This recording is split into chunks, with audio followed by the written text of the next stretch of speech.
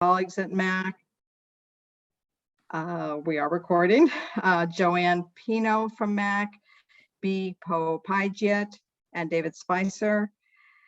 And as you all know, we are talking tonight about the impact of bullying on children and children with disabilities during the pandemic and the recovery. I don't know if are we still in the pandemic? Are we in the recovery phase yet? It's obviously been almost 2 years since the emergency order, or 2 years since we started these chats. As you all know, it started weekly and then every other week and monthly, and now we are going quarterly as things do improve. 2 years ago, none of us probably could have imagined that we'd still be dealing with COVID and the most recent surge of Omicron. Everyone hopes that we're now close to turning the corner with COVID, but I think everybody's holding their breaths collectively to see what the future will tell. MAC's helpline since the fall, when schools have fully reopened, we've never had such a surge of calls, and the uptick in the calls from families calling about their concerns about their children impacted by bullying and cyberbullying has been quite dramatic, and is what led us to believe that we really needed to focus on this important topic in our chat tonight. We are incredibly fortunate to have two terrifically expert speakers to inform us tonight and answer questions. Dr. Peter Raffalli, who's the director of the Bullying and Cyberbullying Prevention and Advocacy Collaborative Program at Children's Hospital. And he also is a pediatric associate at the Massachusetts Aggression Reduction Center at Bridgewater State University. And we're also joined by M.S.Dougrey, who is also from Children's Hospital and is a parent and family educator, fulfilling a really important role for a lot of the families who are also dealing with these issues. Before we get started, and I turn it over to them, David from MAC has some housekeeping things he wants to go over with everybody. Thanks, David. Good evening, everyone. So I'm here just to share a few logistics. So first, this webinar is being recorded and will be available to registrant following tonight's chat. Second, we will be dropping links to resources and supports in the chat, so make sure that you keep an eye out for that throughout tonight. And then finally, throughout the webinar, please submit your questions through the Q&A feature on Zoom. For our friends joining us on Facebook, you can leave your questions in the chat and we'll be monitoring that. And then throughout the presentations, we'll use your questions to address both during and after the presentation. Thanks so much, David. So without further ado, I am really delighted and very appreciative to have the opportunity to turn this over to Dr. Raffalli and M.S.Dougrey. Thank you so much for being here tonight. No, thank you to Mass Advocates for Children for having us. I think we've worked together in the past, and it's great to be back and collaborate with you folks. We're going to talk. I kept my slides brief because I want to mostly be open to discussion tonight, given the way this is arranged as a chat type of a meeting. I want everybody to have opportunities to ask, and I have a feeling a lot of the questions that come up will probably be really great springboards to anything I don't do ahead.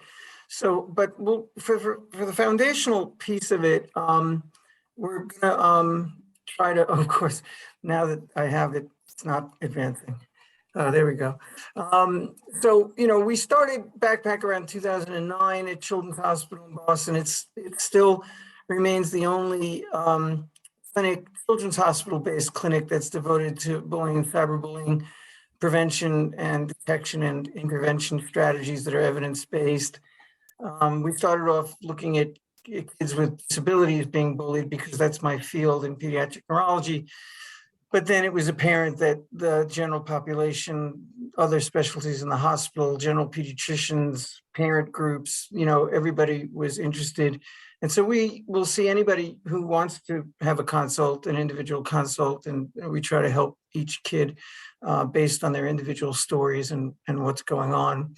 And so we've come a long way. We opened the clinic doors in 2011. We started off in 2009 as a education resource for places. And now 2011 and on, we've been doing the actual clinic. And so there's been quite a bit that's happened in that period of time. Nothing to disclose. There's no money to be made in bullying unless you're the bully. 3 underpinnings of, this is a problem with webinars, you can't tell if anybody's laughing at your jokes. 3 underpinnings of bullying.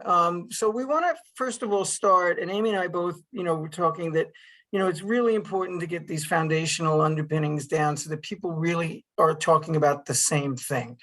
So we want to make sure that everybody understands when we talk about bullying, what the definition is, what are the criteria, and there's essentially 3 very basic criteria. First of all, it's some type of harassment, and it has to be repeated. So it's not just a one-off, somebody calls you stupid or makes a nasty comment about you, but it's somebody that's repeatedly, or some group of people that are repeatedly doing something to harass, taunt, tease, or worse, physically harm, etc. Cyberbullying, I'll just say here, it tends to be repetitive as soon as it's posted, because every time it's read by a different person out there, it's like it's repeated. So cyberbullying is sort of inherently repetitive just by posting it in the first place. And then of course, traditional bullying is more, is actually repeated in the sense that they actually are bothering you over and over again. And it has to be something that's meant to cause some type of harm. It's an aggressive act, right? Either mentally or physically. It's not bullying if it's been misinterpreted, but it wasn't meant to be. If there's often debate about that, the offender will often backpedal and say they were kidding and so on. It can be very complicated. We also have kids with developmental delays that make it hard for them to interpret the meaning behind what people are saying, kids with difficulties with reciprocal social skills, pragmatic language issues that sometimes misinterpret. So it can be fairly complicated, but I have to say that our biggest weapon is to listen. The more we listen to the details of the story, and Amy and I spend 90 minutes with a new patient. It's longer than I spend in a neurology consult, and it's complicated. And so we need that amount of time to kind of tease out all of the relationship issues. And then finally, there has to be an imbalance of power. And we're going to talk a little bit at the end about what kinds of things can constitute that. But it's often either a kid with a developmental disability that puts him or her at a disadvantage, or it's just that the kid who is doing the bullying is a popular kid. Most bullies these days tend to be in the popular group, not like the sort of the old Little Rascals image of the loner kid with the black eye who just bullies people. Most of the time these days, it's the popular ones that, are on the top of the hill and they want to stay there. One thing that's also extremely important is to understand that legally and medically, cyberbullying and bullying are both considered abuse behaviors. A lot of people don't realize that they are officially recognized as a form of abuse. So there are now some studies that are done that look at abuse incidences across the population in the United States that include bullying and cyberbullying in kids and teens, along with the statistics for the other types of abuse, elder abuse, spousal abuse, traditional, like what you would think of domestic violence traditionally. And so it's an abusive behavior, and that's why it's never the victim's fault. You can be the most annoying person in the world. You don't deserve to be abused.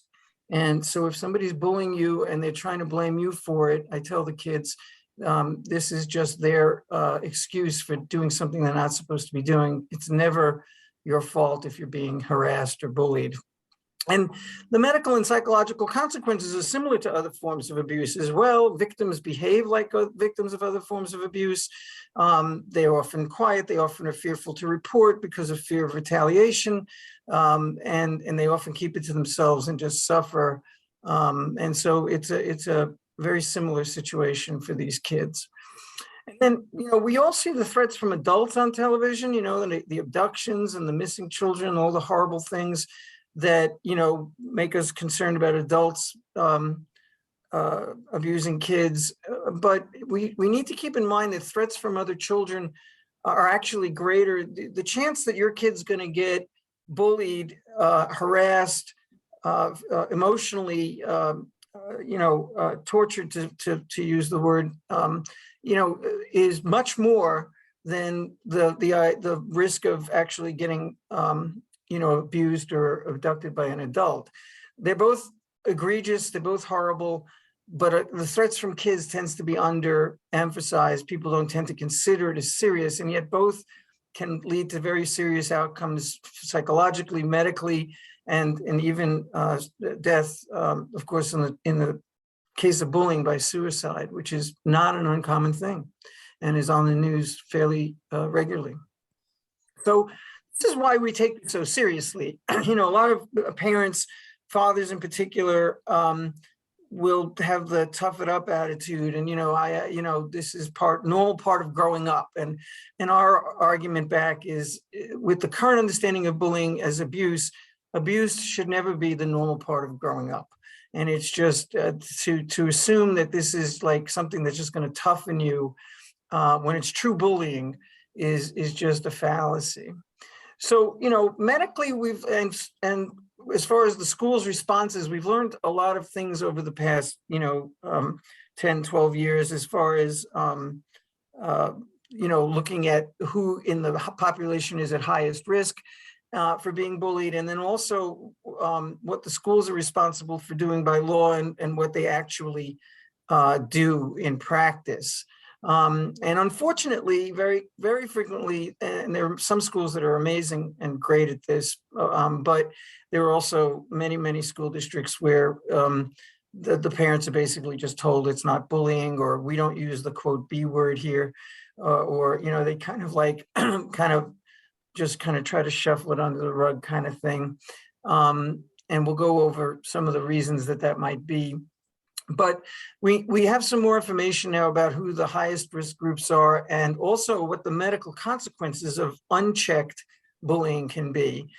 Bullying that goes on chronically but is not checked, not put in check by the responsible adults that are supposed to be protecting the kids.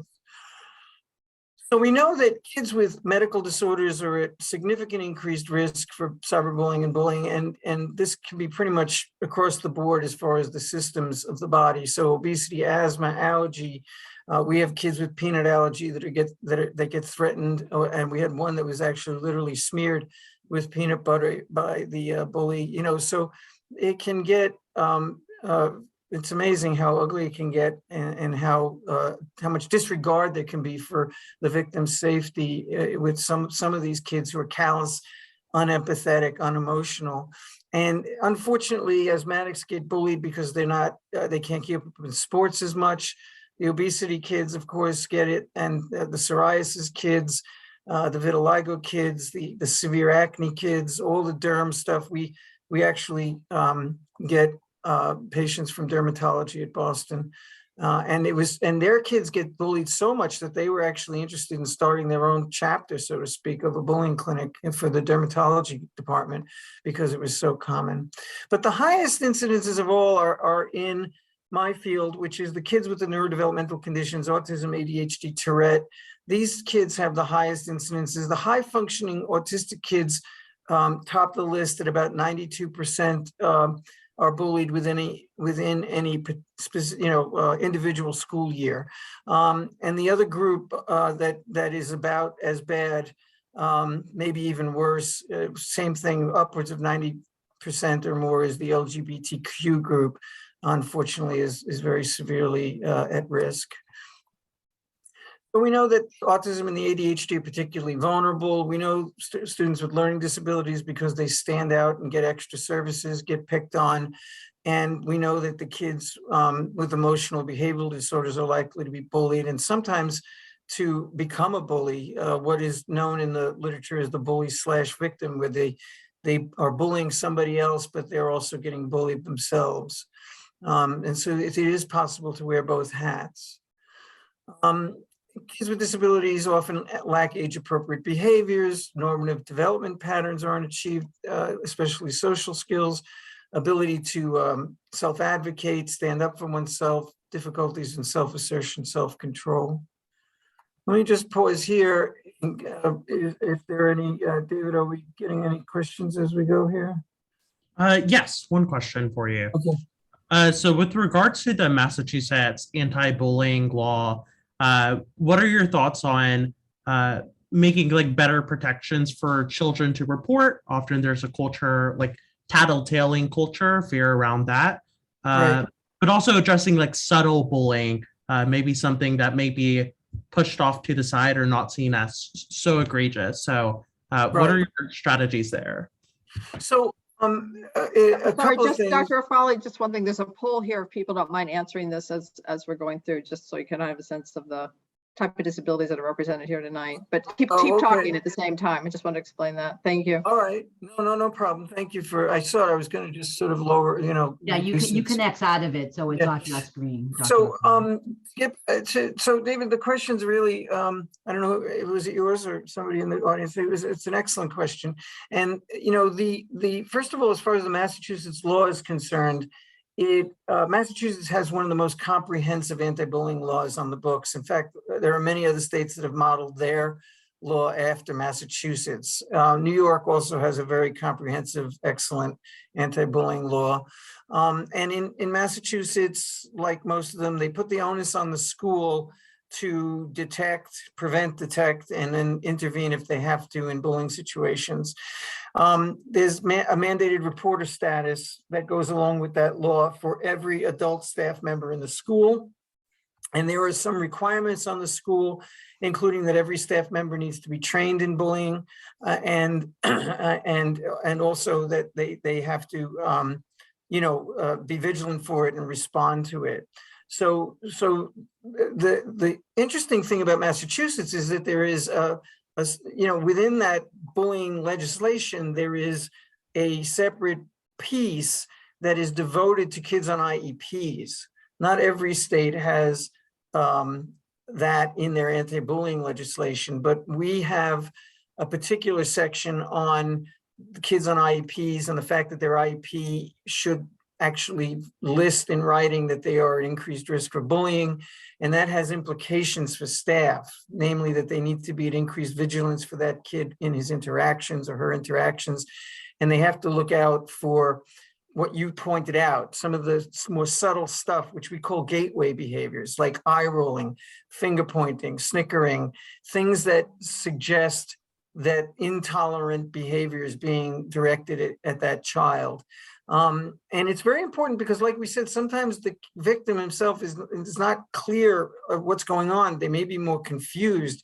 So if the adults don't pick up what might be happening, or if the peers don't include any upstanders that step forward and say, hey, he's being mean to Bobby, it will just go under the radar.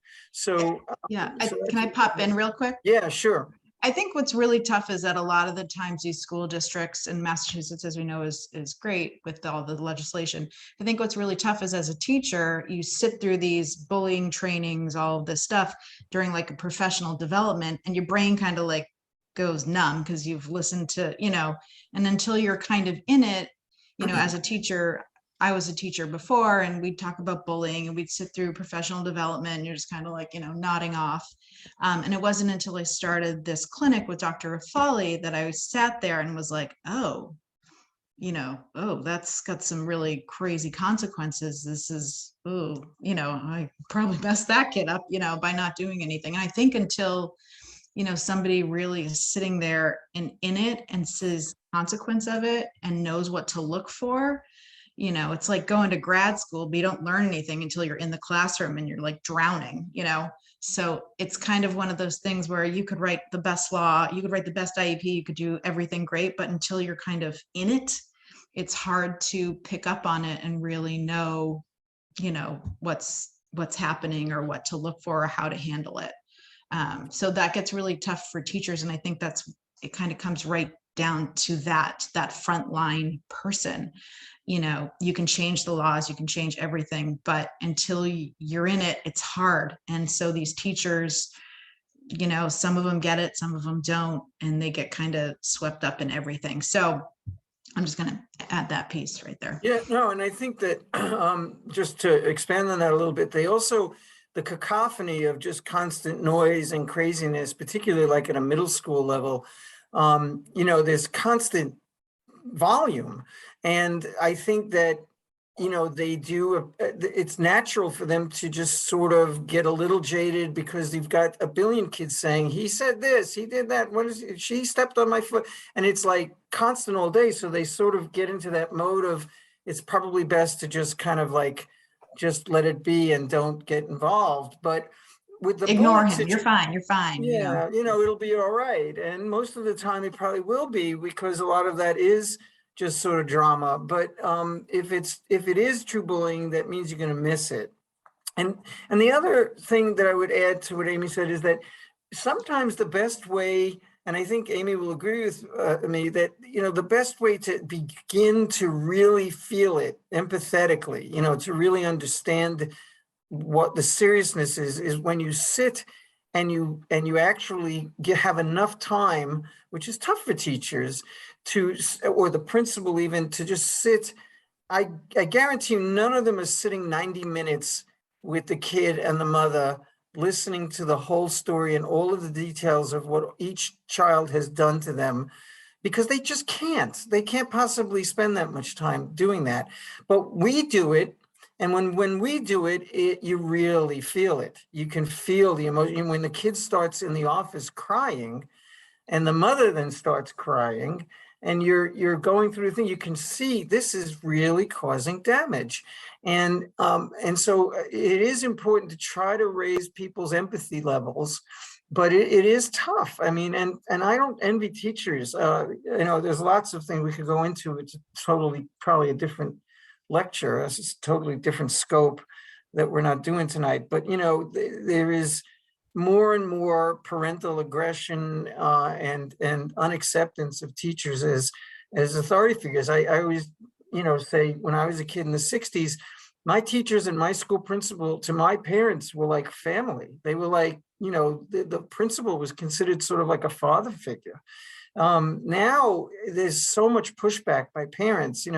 We have helicopter parents and attack helicopter parents, and they really can get very, very,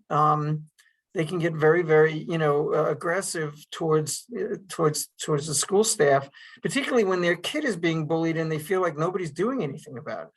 So, it really gets emotional. It really gets very emotional and heated. And so, it sounded, it always sounds bullying like it should be fairly straightforward, but what we've learned is how incredibly complex the social web of dynamics is in bullying. When you talk about the community response, when you talk about the school response, when you discuss the parents, the kid, the parents of the kid who's an offender, there's so many factors going on that I think it is very hard. But what we ask the teachers to do is to not necessarily figure it all out, but we do ask them to be vigilant, because if they do see something, they should step in and at least make their presence known. The studies show that when teachers or adults don't get involved, it emboldens the bullies. They feel more justified in what they're doing. If there are no adults stepping in to ask questions or to say, hey, I don't like what I saw and I don't want to see that again. And we tell teachers to say that exact line, actually, as like a script, because you notice it doesn't accuse anybody of being anything. You're not using the word bully. You're not, using any. You're just basically saying, if no matter what they say to you, I was just kidding, or he likes it, or no, I didn't do that. They come up with all sorts of excuses. But I've always thought one of the best things I was ever taught was that phrase, which is, well, I don't like what I just saw and I don't want to see it again. And it delivers the message that, hey, I'm watching, I care. And the other thing is that it can open up just the brief opportunity to remind the kids, even if you don't want to talk about bullying, you can remind the kids of every school has a kindness rule. Every school has a zero tolerance policy for unkind behavior, right, towards one another. We will be kind to one another. That's at every school. And so it's a good time for them to remind them that, hey, we don't tolerate unkind behavior here. No making fun. And so anyway, so that's it's hard. David, do you think I got all of you had? There were a few facets to your question, but I think that did we cover? I think so. I think that covers all of them. And one short question for you: do you consider intentional exclusion as bullying? Oh, sure. Oh, yeah. Exclusion and shunning and exclusion are like one of the most common weapons of bullies. Yeah. Yeah. When we do backpack, we go through, Dr. Raffalli kind of splits it up into the different ones. There's the bully, physical, verbal, cyber, and then he does the social aspect. And usually that falls under that. Yeah, we call it social relational, where rumor spreading, identity theft, usually that's online. Exclusion, shunning, exclusion, telling kids not to be your friend, not not passing the ball in soccer can sometimes be, like I had one the other day that was getting bullied on his soccer team, and they just basically would not, sorry about the phone, they basically would not allow him to participate, and they're very subtle about it so that the coaches weren't really aware. But he was aware because he knew he was never getting the ball. So these can be very, they basically will try to make you feel friendless. And isolation is a nasty thing as a human being. We're social animals, and even the introverts, don't like to feel as if nobody is their friend. All right. So we know that the psychological and educational consequences are pretty severe. The low self-esteem, they can develop depression, loneliness, substance abuse, self-harm, suicidal ideation, injurious behaviors, cutting behaviors, for example. They develop eating disorders. It can be really bad. And then the school avoidance, absence, decreased school performance, poor, they're distracted. They've got somebody they don't want to run into in school, and they're worried what the next event is going to be, and it's hard to focus. They're anxious, they're withdrawn. So we know, of course, that it affects your ability to go to school. It's not going to cooperate. Okay, so toxic stress, just very quickly, it's a busy slide, just very quickly. And by the way, I think the slides are going to be available to everybody after this. But toxic stress is when you have a childhood adverse event of various types, bullying being one of them, where it's a prolonged adversity and there is not adequate adult support. So that's the key.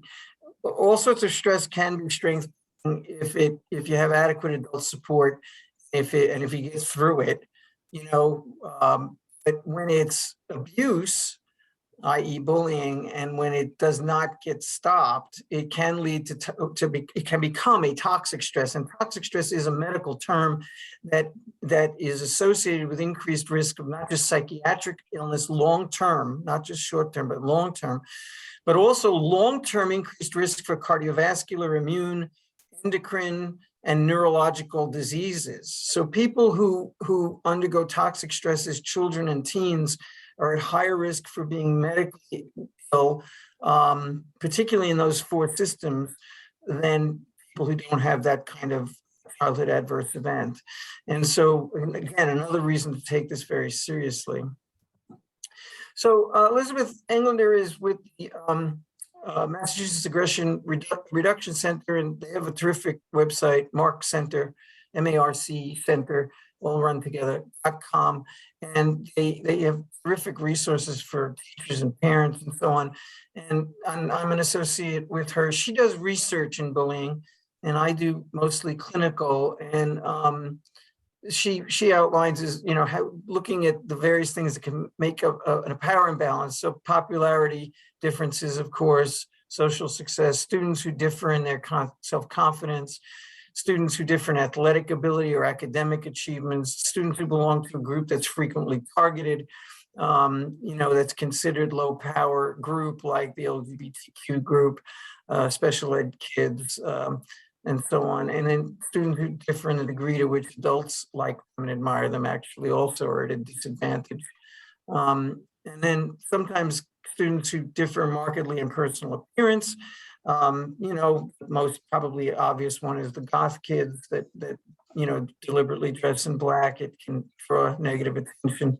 And sometimes, of course, physical size. I can tell you that as a kid in the New York City public school district, as a kid, I was a short, skinny Italian kid. And that was my physical, habitus was clearly, a potential target for the big kids.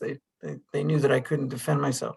Online behaviors that consistently target one student, is again, the thing. If you see that people are bashing, we tell our patients don't join in on any bashing online because it unfortunately can make it can lead to serious bullying.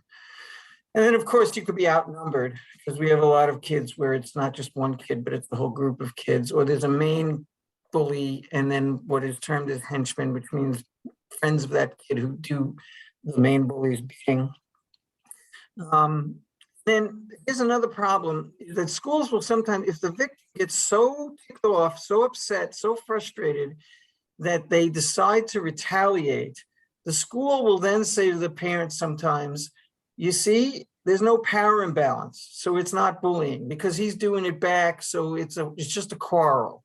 And we explain that aggression on the part of the victim does not negate the presence of a power imbalance. You have to actually look at the story and find out why the victim has become aggressive. And more often than not, the bullying predates any aggression on the part of the victim by quite a bit of time. So they've been picked on for quite a while before they retaliate. And so that doesn't mean that it's not bullying. So we talked about expectations from the school law. There's this thing that hangs down over my screen. How do I get rid of that? I don't know. Anyway, there's like a black menu that just kind of goes up here. Okay, anyway, so the mandated reporters, we talked about that you have to be trained in prevention and detection and intervention. All schools by law in Massachusetts are supposed to have on the books a bullying investigative protocol, and they had to submit that to the state for approval, actually. So they all have to have this. Public schools, private schools, not necessarily required, but encouraged. And then vigilance and due diligence we talked about. And then, what blocks the school from really taking the appropriate action? Some of it is just, like we said, go to the lectures, but does it really stick? A lot of times things we tell them not to do in bullying situations, we hear all the time from parents is what they're doing. And things that have been shown to actually be detrimental in bullying situations are still practiced, even though every course on bullying tells you not to. So just not really understanding what they're dealing with and how they're supposed to respond. Failure to recognize that it is bullying in the first place. There's often a lot of excuses for why the principal or whatever does not feel that it's true bullying.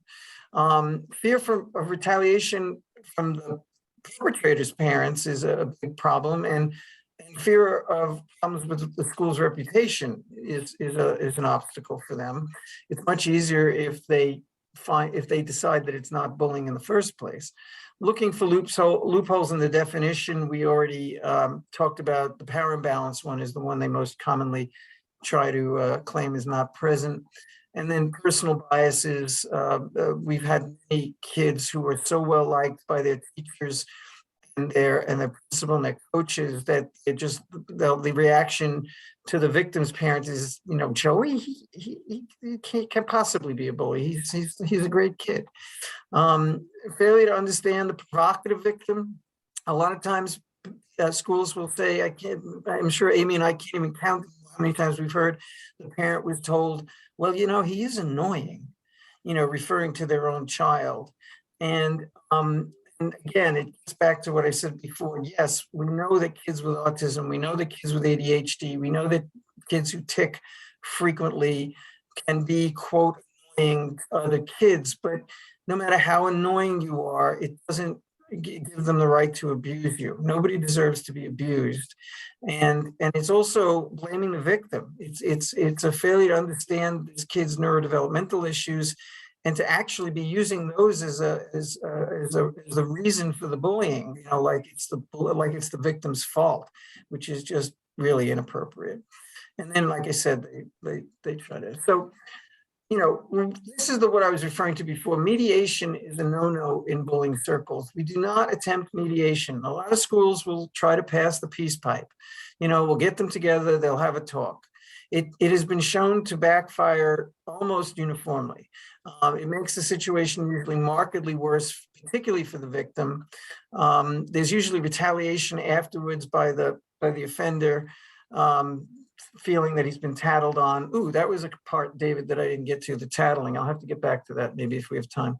And then the mindful, compassionate listening to the victim is the rest of these are things you should do. So mindful, compassionate listening to the victim, like I said, really trying to understand the details, really caring and being curious.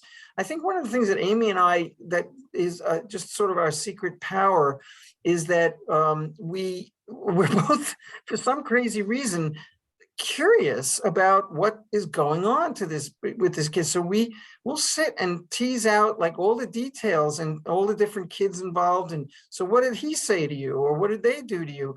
And when you get all the details, you have a much better understanding of what's going on. So listening and being mindful and compassionate with regard, and believing the victim. It's so common that the opposite happens. They don't believe the victim, they believe the perpetrator. Separation is the foundation for protection. So instead of mediation, bringing together, you want to separate. That's the most important thing. And then the increased vigilance and due diligence, I'm beating over the head with a stick. And then safe person is to have an adult at school that the kid chooses. It's got to be the kid's choice, so that it's somebody he or she feels very comfortable with, that is their go-to person, their designated hitter if they're getting picked on. And then frequent check-ins with both the victim and the offender, even after the initial investigation is done, checking in with both of them to make sure that things are continuing on a smooth course. So that was slide set. And we can open it up. Where are we? It's 8:39, didn't do too badly. So by the way, we tell the kids, David, that tattling is, again, one of those things that the offenders will use to guilt you. You're a snitch, you're a tattletale. And what I and Amy tell the kids is, it's not tattling when you report something that's wrong that can be harmful to somebody, including if it could be harmful to yourself. So I give them the analogy that in the airport, there are signs that say, if you see something, say something. And if you do, you're not tattling on somebody, you're reporting, because what you see there could be potentially dangerous to other people. And that, so you're not a tattletale if somebody's being nasty to you and abusing you, which is against school rules and it's causing you grief. So it is not tattling. And we try to explain that to them, because they are told that all the time, that they're a tattletale. I think that's probably one of the biggest things we run into, especially some of the middle school older kids that will come into a backpack appointment. They are pissed that they are there. When we were in person, they don't want to get out of the car. They don't want to talk about it, and a lot of it is because there's this fear of repercussion for tattling. It's going to get back to them. And the first thing out of Dr. Raffalli's mouth, just about 99% of the time, is, we're not here to get anybody in trouble. We're going to take a history. We're here to protect you, kind of thing. So, that's one of the biggest things. And we'll often have times where like those older kids that will refuse to talk. And then we'll ask, the parent to say, and then the kid will be like, well, that's not what happened. And then, by the 90 minutes, the kid's like spewing out everything. We've got everybody's name and, all of the details. But it's sometimes a really long process because these kids are so afraid that they're tattling, and there's just going to be, they're going to get their ass kicked out back, and who knows what's going to happen. So I think that's one of the biggest things, and that was part of that first question. And I think you'll agree, Amy, that the other thing that I think warms them up, when they first come in, I think they feel like all the other adults in their life that they've gone to for help, they're just going to be ignored again. Yeah, I'll get phone calls after from a parent and just say, like, almost in tears, happy, they've just walked to the garage and they're like, thank you so much. You're the first 2 people that I've ever sat there and validated, so-and-so's, what they've been telling adults for 5 years now. And they're just like, parents are just like weeping with gratefulness. And it's literally because we listened.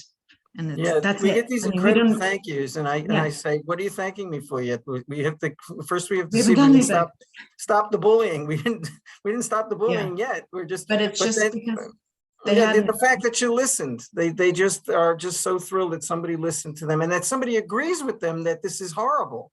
It's just, it's like Amy said, it's validation. Validation can be very important to them. This has been really terrific. I know some folks are gonna jump off at 8:45, but you guys are willing to stay till 9 if there's more questions. Is that sure? Before they jump off, just quickly, there's a lot of mask bullying going on with the pandemic.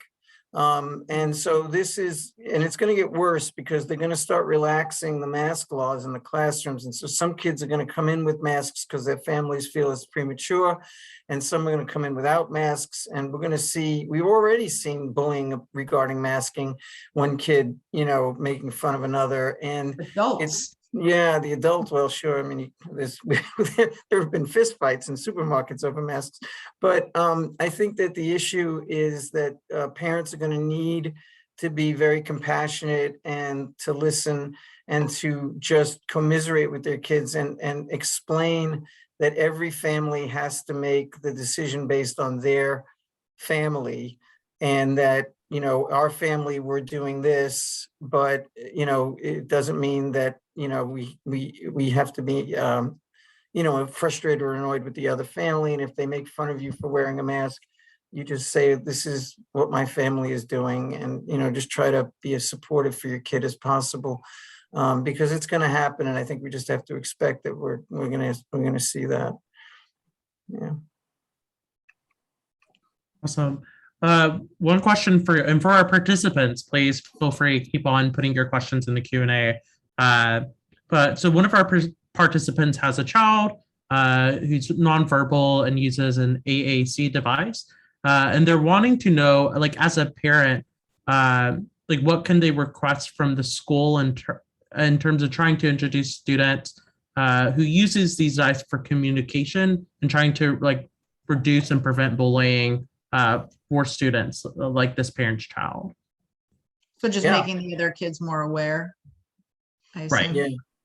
Yeah. I mean, that can help to a lot of times, for example, this is not the kid with the augmented communication device, but in a way that the Tourette's kids, they have these involuntary vocalizations and things, but we found that with that particular disorder, when they're being picked on, that a talk to the class about what Tourette's is and what it's like to have it often works very, very nicely to help reduce, once you raise that level of compassion, there'll always be the one callous, unemotional kid that doesn't, react appropriately, but it can help a lot. And I think that educating other kids in the school about kids who cannot speak, kids that, are going to need some extra help, I think, it is important as a culture in the school. When you talk about school climate, school culture, it's a preventative strategy, which is usually the best strategies or the prevention strategies. And I think that, to some degree, they do get protected somewhat because a lot of those kids are in substantially separate classrooms. but not always. Sometimes they're in an inclusion group for part of the day or whatever. And so it's conceivable that they may get picked on. And then the question is, will they try to communicate that to anybody, or can they? Or do they have the ability to be able to express it with their device adequately? So it's going to take much more frequent check-ins with those kids, and also be very alert to, like, if they have any change in their temperament, their participation in school, their sleeping patterns, anything, eating patterns, anything that might signal emotional distress. You want to ask yourself, okay, why is he looking upset? And one of the things you want to ask yourself, because if you don't ask yourself, and you'll miss it, which is that, could he be being bullied at school? We tell parents that even without the augmented communicative issues, that if your kid is clearly changed their tune, like there's a kid that always went to school fine, and now all of a sudden he's trying to avoid going to school every day. He's got a stomach ache, whatever. He's in the nurse's office half the day. Just, it may not be bullying, but it very well could be. So you need to ask. And we tell people, don't ask, are you being bullied? Because that hooks kids, that word. So we say, is anybody picking on you? And use normal, simple language to try to talk to your kid. Communication with your child, obviously, is always the most important thing. And the parents of these kids that are nonverbal often have an intuitive communication with them that is, it's impressive how they can, like, essentially, tell exactly what their kid is feeling, because they're so experienced interacting with the child for so long. And the other thing we should remember is that the kids with the expressive language limitations often understand a lot better than they can express. So, they might be able to take in the advice where, don't worry, we're here for you. We'll take care of you. We'll make sure you're safe. You want to give them that reassurance that you're on their side, and that, that they're not alone. But it is a very difficult area when your child can't fully express what's going on. He can't tell you what happened at school today, and it is very hard. Yeah, a lot of great questions. One that stands out for me. So we've talked about bullying between students. What about the case when potentially it's the teacher being the bully, the teacher saying that this is the bad kid, or embarrassing a child in the classroom, the parent sharing that that they feel like that can be the case sometimes in classrooms. So what would you say in that scenario? That happens a lot more often than. I was going to say, you want to take a first shot at this? I mean, that happens. I can't even tell you how many times we get into an appointment and you find out that it's not actually the kids, it's the teachers. And we often run into this issue where, you want to say, oh, go to the principal, go to the superintendent.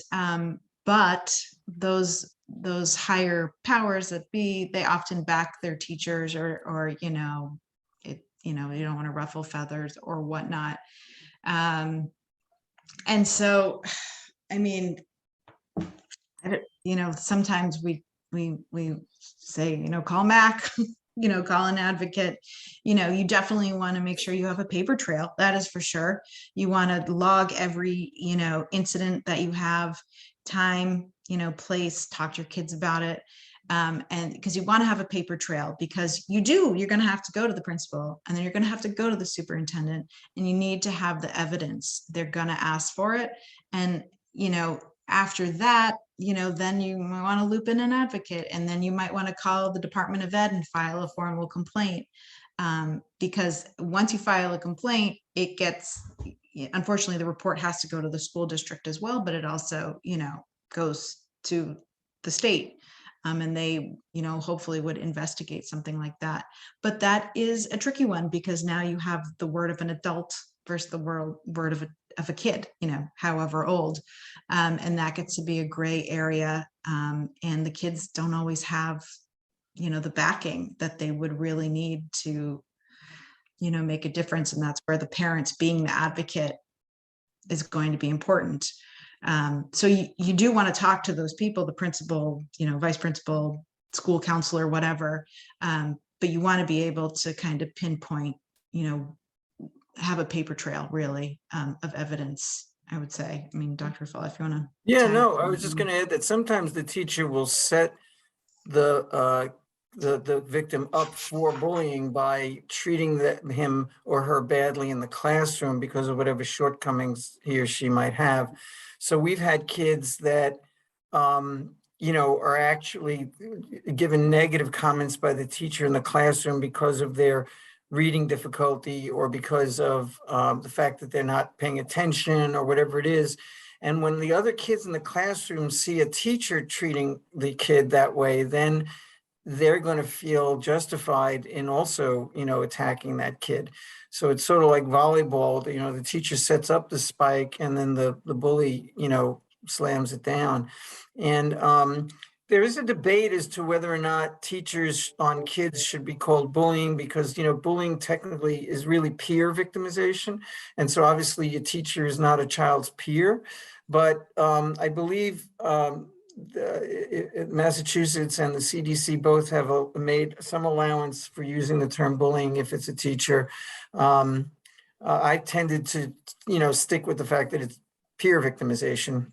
And it's more, to me, when an adult does that to a kid, it's more a harassment kind of a situation or whatever you want to call it. But but anyway, it amounts to the same thing no matter what words you use.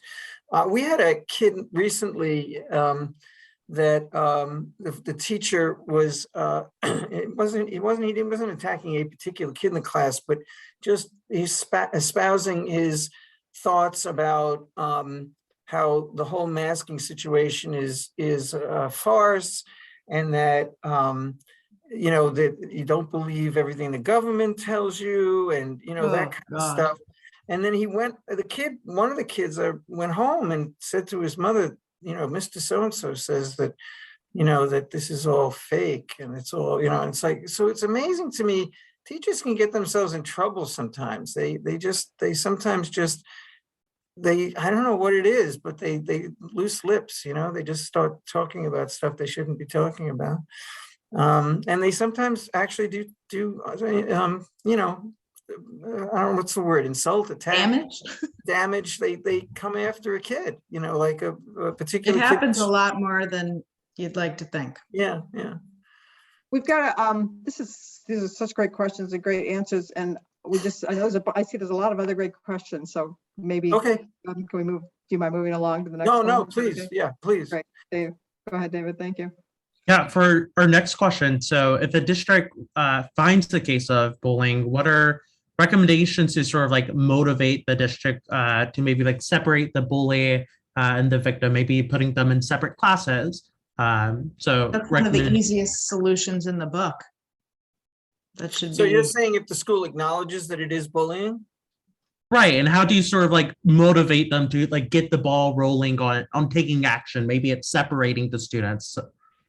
It's hard, but if they are willing to accept that the kid's being bullied, and we do get that. I mean, it does happen with a school. It's not always that they reject it, but the harder part is the schools that won't acknowledge that bullying is going on. But in the ones that do, what we usually do is we try to point out the literature so the kids that come to Backpack, we write up this whole list of recommendations that are based on the evidence-based literature, and we say that the issue is don't mediate, separate, and then keep a very sharp eye out and step in if you see something that looks not right.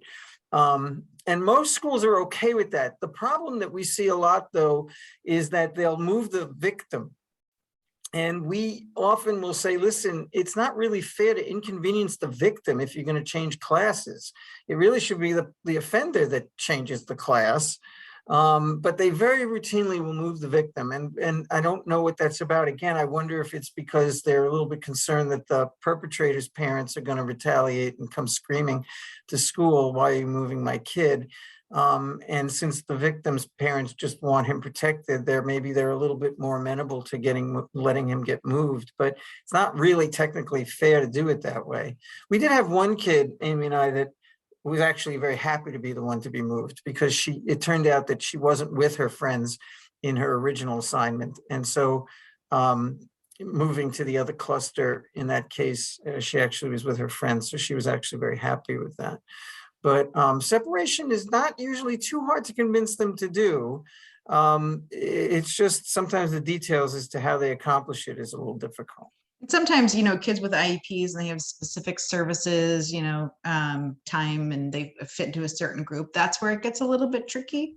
And then other, times, the other piece is, at the end of a school year, going into the next school year, parents write in, I don't want my kid with Johnny, and I don't want my kid with this. And they literally, the teachers as a group have to kind of, puzzle together who goes where. So that's where it can kind of, tick some people off. But that is probably one of the most simple solutions, is to just remove, so-and-so and put them in. And what she makes an excellent point that, what we say is, okay, this year, fine, we're doing our best to separate them either within the same classroom, just keep them apart, or change classrooms. But hey, moving forward in future grades, we recommend that they not be put in the same grade cluster. And it never hurts for a parent to put that in writing. I don't care if it's every year, every semester, just to kind of, again, a paper trail. Like, I don't want my kid in this class. Here's a history, go check out their file, but it should be noted. Obviously the school should have that as well. But it never hurts to just continue to be that squeaky wheel on behalf. Let me just, because I see the hour is coming, and I just want to mention, because we alluded to it, but we really didn't explain, the Department of Elementary and Secondary Education, DESE, in Massachusetts is the term that's used for what everybody else would call the Department of Education. So we have this funny acronym, but DESE, if you go to their website, they have a conflict resolution team, and they have a link to filing a complaint or a request for investigation. And so if at the local school level, your principal, your superintendent, and so on are just kind of like not responding, you just don't feel you're getting anywhere, you definitely want to consider making a report with DESE, because that will, when you ask David, or the audience member, when you ask, how do you motivate them at the school to do what they need to do?